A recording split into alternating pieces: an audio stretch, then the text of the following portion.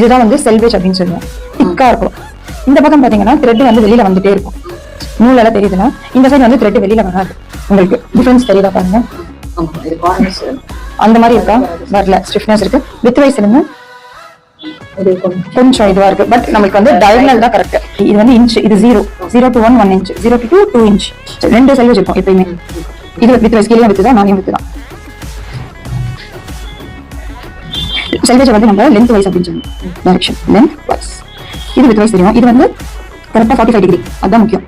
இது வந்து டயகனல். இதுதான் ஸ்ட்ரெச் இருக்கு பாருங்க. ஸோ இந்த மாதிரி இது ராங் சைடு வந்து நம்ம பார்க்குற மாதிரி இருக்கணும். கரெக்டான ஐ கான்டாக்ட் வந்து அந்த லைன்லயே இருக்கணும். இந்த லைன்லயே இப்படி புஷ் பண்ணிட்டே போகணும். நல்லா வைட் ஓபன் பண்ணிக்கோங்க சிசர்ஸ். ஓகே. யூ வந்து நம்ம இங்க இருந்து வந்து இப்படி ட்ரா பண்ணக்கூடாது. அது வேற மாதிரி ஷேப் போயிடும்.